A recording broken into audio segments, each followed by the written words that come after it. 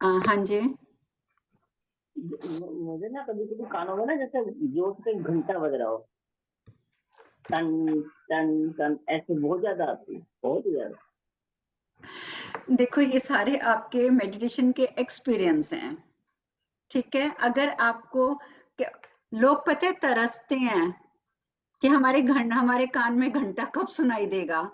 कहते हैं कि अकॉर्डिंग टू स्पिरिचुअलिटी, अगर आपके कान में घंटा सुनाई देता है या इस तरीके की कोई भी चीज होती है, तो उसका अर्थ होता है कि जिनकी भी आप आराधना कर रहे हो, ठीक है, उनकी हम्म। शक्तियां, उनसे रिलेटेड जो भी उनकी शक्तियां हैं वो आपके आसपास हैं। जैसे सपोज आप भगवान शिव की आराधना कर रहे हैं, मैं फॉर एग्जांपल, ठीक है, तो अगर आपके कान में घंटी बज रही है तो दैट मीन्स कि उस टाइम पर आपके आसपास उनके गण उपस्थित हैं।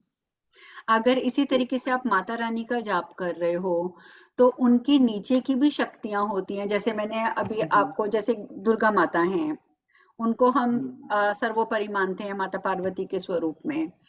तो अब उनके नीचे, जैसे उस दिन मैंने आपको बताया था कि हमारे जो भी हमारे सारे चक्रों की देवियां हैं, चक्रों की देवियों की भी जो सर्वोपरि देवी हैं माँ कुरुकुल्ला, तो माँ कुरुकुल्ला माँ दुर्गा के अधीन आती हैं, है ना। जैसे हमारा प्रेसिडेंट है, प्राइम मिनिस्टर है, उसके नीचे अलग अलग डिपार्टमेंट है। सेम वही प्रोसेस है हमारे देवी देवताओं का भी, तो वो भी शक्तियां वहां पर हैं। माता रानी की करते हैं तो उनकी भी जो दूसरी शक्तियां हैं, उनसे नीचे की शक्तियां, वो आपके पास आती हैं। वो आपको इंडिकेट करती हैं कि वी आर हियर। तो आपका उस समय दायित्व बन जाता है कि आप उनको प्रणाम करें, और अगर आपकी कोई समस्या है तो आप उनके साथ समस्या भी शेयर कर सकते हैं। तो उस चीज को आपको खाली नहीं जाने देना चाहिए, वेस्ट नहीं करना चाहिए।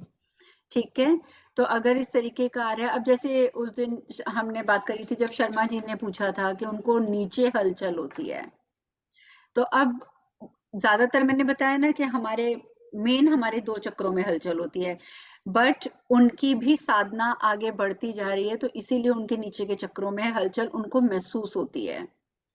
तो जितना हम इस चीज में डीप डीप डीप जाते जाएंगे, हमें अलग अलग एक्सपीरियंस होंगे, और सबके एक्सपीरियंस डिफरेंट होते हैं, सबका एक्सपीरियंस एक जैसे नहीं होते हैं। तो इस वजह से आप आपको कोई एक्सपीरियंस होता है तो इट्स गुड कि आप मेरे साथ उसको शो करें।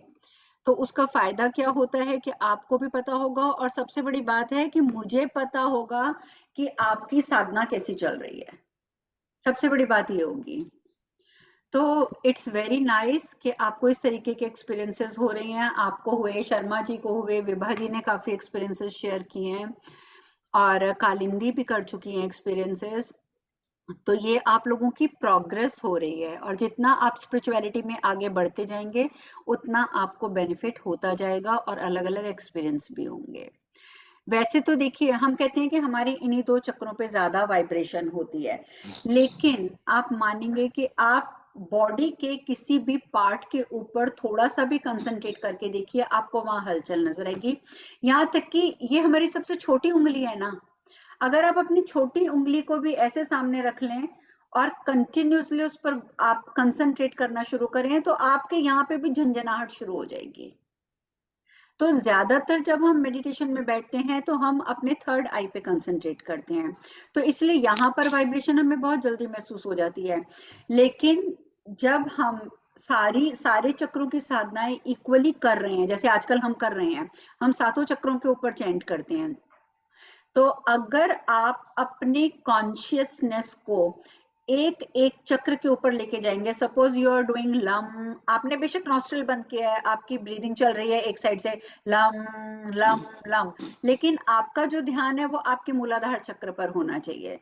और जब आप लगातार मूलाधार चक्र पर ध्यान लगाते हुए लम लम करोगे, सैक्रल पे आ जाओगे यानी स्वादिष्ठाना पे आ जाओगे, तो स्वादिष्ठान पे आकर आप वम वम करोगे और वहां पे कंसंट्रेट करोगे, तो आप देखोगे कि धीरे धीरे आपको वहां पे वाइब्रेशंस जो हैं वो फील होनी शुरू हो जाएंगी। ठीक है, लेकिन वो सब आपकी अपनी पर्सनल चॉइस है, पर्सनल एक्सपीरियंसेस होने चाहिए। मैं जब आपको फ्री बिठाती हूँ लास्ट में, तो मैं 5 मिनट के लिए सिर्फ थर्ड आई पे कंसंट्रेट करवाती हूँ आपको, तो वो एक अलग इशू होता है। ठीक है, पर ये सब एक्सपीरियंस आप कीजिए, इसका आपको फायदा मिलेगा और बहुत ज्यादा मिलेगा। और कोई प्रश्न है तो पूछ लीजिए।